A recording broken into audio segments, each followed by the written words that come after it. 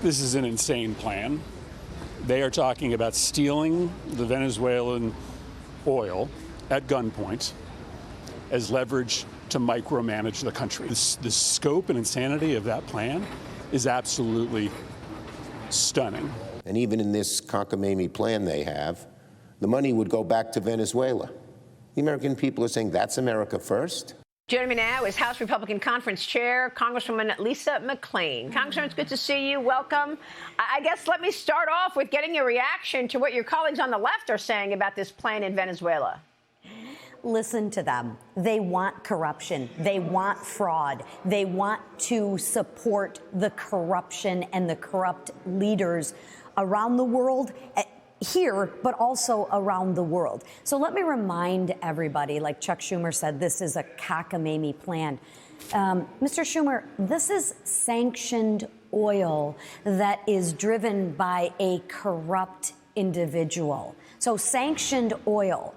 We are going to do the right thing, which should have been done a long time ago.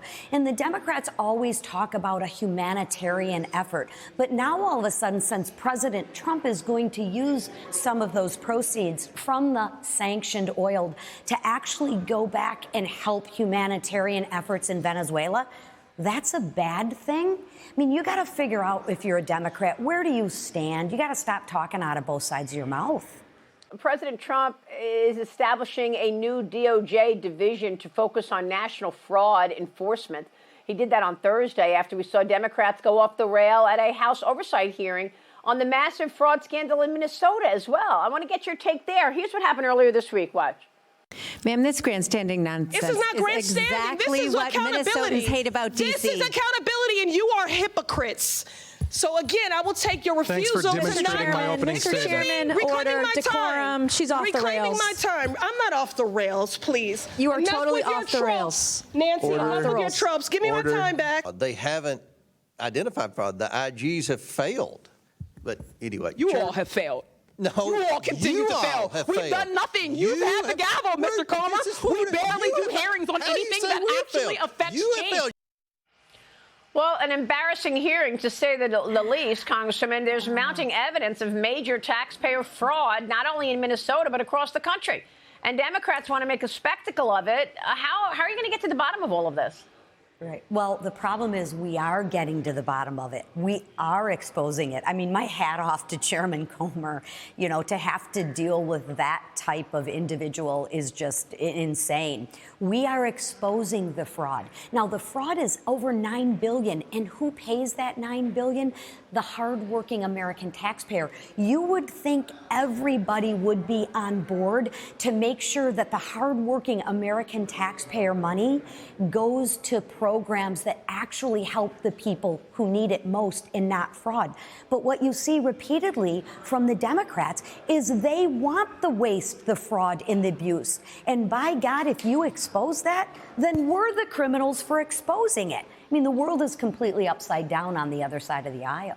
Well, I mean, look, you've got that story in Minnesota, but you've also got the story of what happened this week to a woman who was shot and killed by an ICE agent as Democrats continue to attack what ICE and this president is doing on immigration and illegal migration. Congresswoman, when is this going to stop? Do you have any plans to help unify this country? Yeah, I mean, at the end of the day, what I would remind everybody who wants to protest, take a look at Martin Luther King.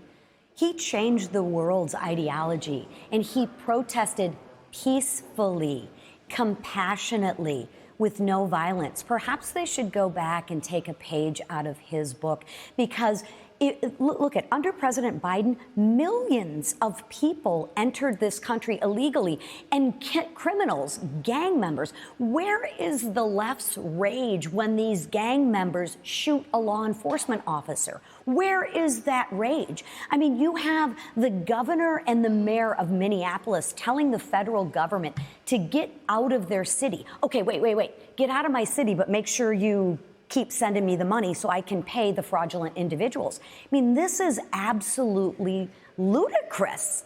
But this is what's going on. This is what happens when you don't have a leader. But without law and order, this is what you get. anarchy and chaos. We got to get back to law and order. All right. Well, look, this is a midterm election year. What are your plans to hold on to the majority in the House? Congresswoman, a lot of questions on whether or not you'll be able to do that. Yeah. Well, again, I am optimistic. We are going to continue to work and build on what we did in 2025 with the Working Families Tax Cuts Act, right? We already put $1,200 in American people's pockets. That is a benefit. No taxes on tips. You will see real life that come to fruition in 2026. But we are committed, and our goal is to keep more money, lower costs, and root out waste, fraud, and abuse. And we're going to continue to do that for the American people. Congresswoman, we'll be watching. Thanks so much for being here. Thank you. Happy New Year. And to you, Happy New Year.